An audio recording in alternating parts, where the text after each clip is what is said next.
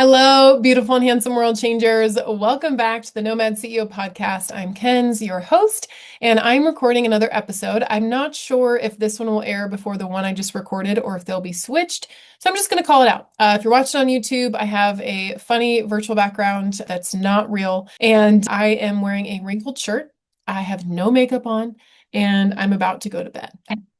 So shout out for showing up. All right, that's just what we're here to do. Currently in Boise, Idaho, actually where I'm from. I'm here for about 10 days in between a trip to Texas and going to Florida. And then we'll see from there. Anywho, today I'm excited to talk about health. And these are some things that I cover in our programs. However, I want to share podcasts on this stuff too, because even if someone, this is my thought. Not everyone's going to do our program, a program, whatever it might be. And if there's something that I can share that we talk about on the outside, as free information that people could listen to, that could help shift what you're doing, that maybe you don't need to get a program. Maybe you're already on your way and this just helps tweak things 1% and helps change the trajectory, even in a small way. Heck freaking yeah, man. I'm here for it. So it's more of a teaching energy, if you will, just because this is what I do for work. It's what I've done for a long time. It's what I love doing. It's what I love to listen to people do it. So my heart is here to share that. Okay, so little background. I have a company called Elite Edge, and it's actually the health division of World Changers, which is my overarching organization that I'm so grateful to run and lead, and it's amazing. And Elite Edge, it's focused on transformational health and human performance. We have one-on-one and group coaching. Our group coaching program is called Earn Your Edge, and it's 8 months long. Now, we will have just a normal monthly when people can join. At the time of this recording, that's not ready yet. I talk about certain principles in the beginning of this program that to me help approach health from a completely different way than most people do. However, I do believe a lot of people think about it, yet I don't know if many people are about it. So let me explain. You've probably heard of the term lifespan. That is how long we live. Lifespan is how long we live. Maybe you've heard of the term health span. That is how well you live or how healthy you are in those years.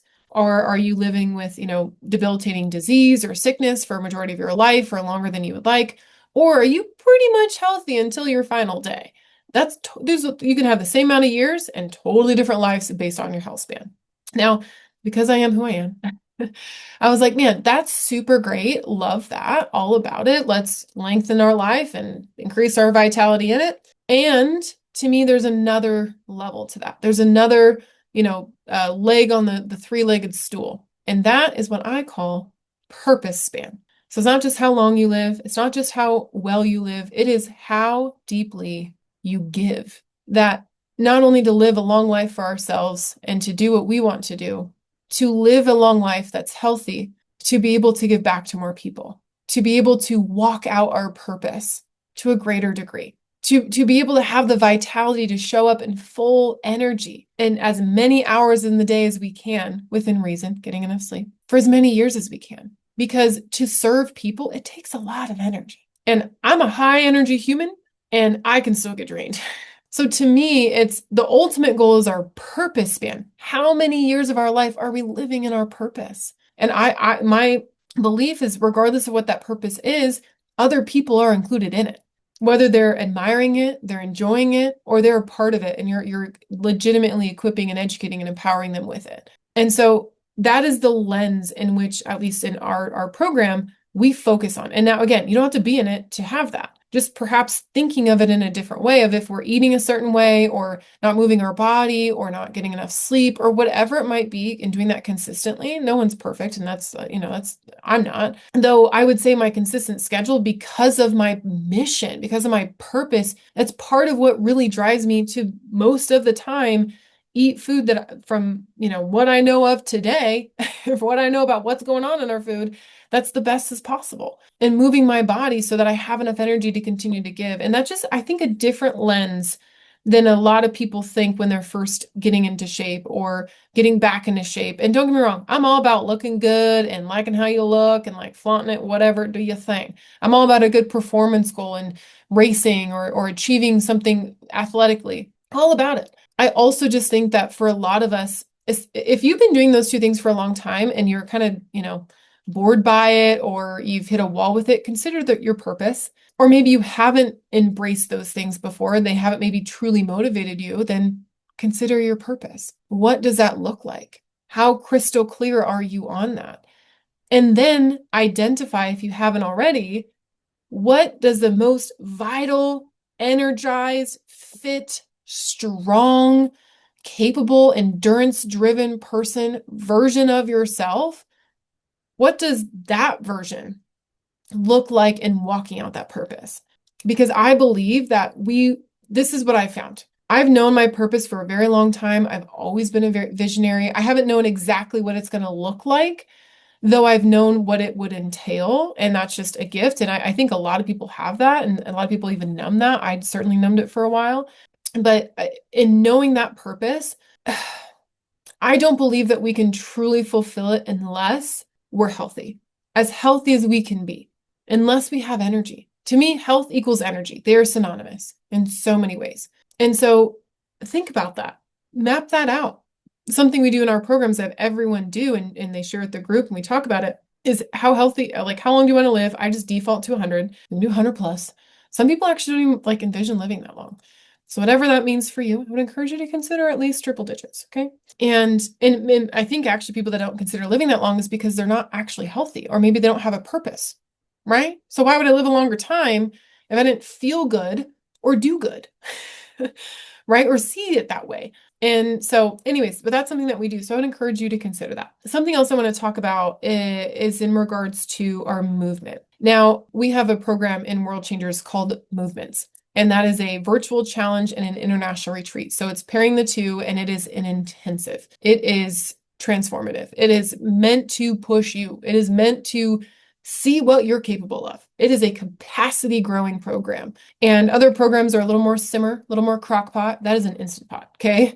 And so anyways, we call it a movement because, and I love movement. I was asked this the other day. I was fortunately being interviewed in this cool DreamWorks project, and she was like, what's your one main goal? And I was like, with everything, it's to connect and move the world, to connect the world, create opportunities for people, help share their stories, right? Have this global network of people that got each other's back, and to move the world in more ways than one, not just physically, but to move them emotionally, to move them spiritually, to move them mentally, relationally, and to physically move them. Take them on trips, retreats, travel, move your body, work out, right? So to me, that summarizes it, that embodies it. But I want to talk about movement from a practical sense and just our physical capacity, and to share on this because, again, I've had conversations and just being in coaching the time that I have, and even my own journey, for sure, I've had to check myself. I look at movement like a compass, and there's 4 different points of the compass. And so I believe in order to do physically whatever we want to do, north, south, east, west, like if we're traveling and hiking a mountain, you use that to guide your way. And if you don't have north and you just have south, east, and west, you're limited. If you can't move north, there's at some point you're going to be limited. Or same thing, if you only have south and west. If you don't got north and east, you're going to be limited in that compass. You're not going to know where you're going to want to go or where you can go. You're going to have to just go sideways, back and forth. So in order to move how we want to move in our health span, and it applies to our purpose span, it feeds it. They're synergistic. They feed each other. I believe we need these 4 things. Okay. So 1 point is our aerobic endurance. That is basically steady state cardio. That is, can you sustain, zone 2 or a level of cardio where you could walk with a friend. Imagine this. Okay. The level of endurance I'm talking about, walk with a friend. You hear each other breathing while you're having a conversation, but you can still have a conversation, and do that for 45 minutes, an hour, 2 hours, right? Whatever, or maybe you're starting at 10 minutes, wherever you're at, just building that aerobic endurance. And then there's aerobic efficiency, what I call it. And that is something like your VO2 max, or that is how explosive can you be in your movement. And is an example of that. It's a sprint, basically. That's one way to look at it. Do we have that ability to burst in that kind of energy? This is a different energy system in our body. So those are 2 points on the performance compass, I call it, is aerobic endurance and aerobic efficiency. So both are cardio based. Okay. And the 2 others, I'll say 1 is strength. So resistance training. Okay. It doesn't just have to be weights. It could be like farmers, for example. There's some really fit farmers Respect, okay? Get on a calendar. No, I'm just kidding. But truly, they're not lifting a dumbbell, but they're lifting bales of hay. That's how I grew up, actually. So it's one of those things where any sort of resistance, it could be bands, whatever it might be, but strength training, challenging our muscles. We break them down to build them back up stronger. And so we need some sort of resistance training. And to me, that is such a great representation of when we volunteer to resistance train, of saying, I'm going to test myself against this weight, this resistance outside of me, and challenge myself and break a sweat, right? And volunteer for that. I believe that also builds our mental willingness and ability to do that, with life, because life's going to happen. Everyone gets tough breaks on things. Like no one's got a totally easy path. Now, could there be varying degrees of difficulty? Of course. Could people handle different things to a varying degree? Absolutely, right? So I'm not saying that that's not the case. Ooh, I'm freezing. But anyways, so resistance training, strength. And the fourth aspect that a lot of people are like, when you hear it, you're like, yeah, okay, I need to do that, right? And I don't really do it because that's a lot of people. I used to be me. Though I would debate could be more important than the other ones. Could be. Not saying that it is, depending on the angle you're looking at, it could be. And I don't actually say it's more important. Okay. It depends on the angle we want to go here. Though I would say it's definitely equally as important. Definitely. Yet a lot of people don't treat it that way. So I want to emphasize it. And that fourth component of the compass, the performance compass, is flexibility and mobility. Ding, ding, ding, ding, ding. Okay. And there's something called a range of motion. And a simple way to think about it is if you think of your shoulder, it's a ball and socket joint, meaning that your shoulder, I won't do it right now, but you can put it into a full circle motion, right? Ideally, you can lift up where your biceps by your ear, you can move it back behind you where your arm's still straight and it's pretty much directly behind you, and then bring it down by your side. That's ball and socket, okay? They're not all over, that's our main, I think that's our only joint like that. Yeah. So our neck, you could call it that. Anyways, if you saw me on YouTube, I just rolled my neck. So range of motion is if a joint, one way to look at it is if a joint or a body part can move in that direction, like it's possible for that actual joint, then to move it that way. We want to sustain the ability to do that. Now, again, I've been in movement for a long time, so I've seen a lot of people move, and this is the thing. Okay, this is a caveat. And I am almost 34 years old, so I don't stand on the soapbox with pretty much any other topic because I'm aware that in 10 years, will be like, oh my gosh, 34-year-old me, she didn't know anything, And then in 20 years, 54-year-old me, look at 44-year-old me and be like, oh girl, clean it up. So I am very aware, and I would like to think that I honor age. I honor those that have gone before me. Like, you've lived more life, you have more experience, and I'm not coming in being like, I know better. You know what I mean? Like, that's just not my general attitude. So that's my disclaimer here, because what I'm about to say is opposite of that, okay? And it's not because it's because I understand the body. It's because I understand physiology. And even though I'm, say, quote unquote, only 34, if someone want to look at it that way, unless you're like 24, you're like, girl, you old, then, it's all perspective, right? Is because I see other examples of older people that are incredibly mobile and incredibly flexible. So my pet peeve and a narrative I want to change, because it's just something people say, is like, oh, that's just age. It just happens with age. Be freaking S, man. It happens with the lack of movement. It happens with lack of care. It happens with ignorance and what's the word I'm looking for? Ignoring it. Like, it happens when we don't make it happen. And I say this knowing full well, as I, at 34 years old and used to be a college athlete, very, very active. There have been seasons where I'm not as active. I'm like, oh my gosh, or I'm just more tight, or my posture's messed up, or whatever. I'm still working on this myself. Like, this is an ongoing thing for life. I will just say, though, our bodies can age really, really well when we treat them right. They really can. Now, there might be some people like, oh, I have this disease or I have that disease. And please understand my heart. Could there be exceptions to this that are very legitimate that I'm ignorant about? Of course. I'm speaking very generally to most people, and just what I have observed being in fitness and nutrition and all that for 14 years and working with over 1,000 people. Okay. Like, it's just a narrative that bothers me, and I want to help change it, because how we talk about our movement and, oh, it just happens with age.